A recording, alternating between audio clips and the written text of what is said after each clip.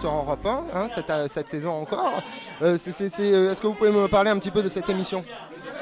Europe 1 Social Club qui commence cette année sur Europe 1, c'est une émission quotidienne du lundi au jeudi, le soir, où je me lance à la poursuite de l'époque.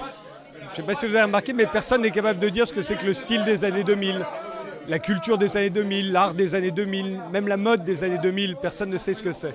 Alors voilà, je me suis dit, tiens, je vais me lancer à la poursuite des années 2000. Et donc tous les gens qui font des films, des livres, des disques, des spectacles passent chaque semaine. Et j'essaye de voir dans leur production, leurs œuvres, ce qui fait réellement cette époque. Ça vous change un petit peu de parler d'une œuvre contemporaine par rapport à ce que vous faites sur France Télévisions, ou c'est complémentaire justement ? C'est très complémentaire de ce que je fais dans Ce Soir ou Jamais, parce que là c'est plus axé sur les œuvres, alors que dans Ce Soir ou Jamais c'est axé sur le débat.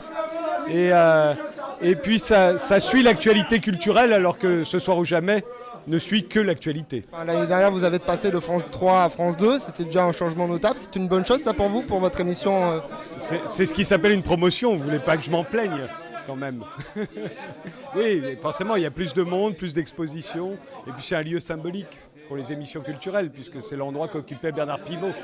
Pour revenir un peu sur le thème de votre émission, c'est quoi alors aujourd'hui être un journaliste dans les années 2000 ?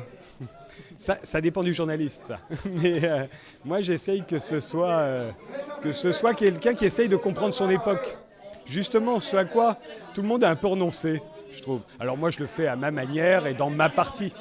Mais je trouve ça passionnant d'essayer de comprendre cette époque qui est passionnante. Merci beaucoup.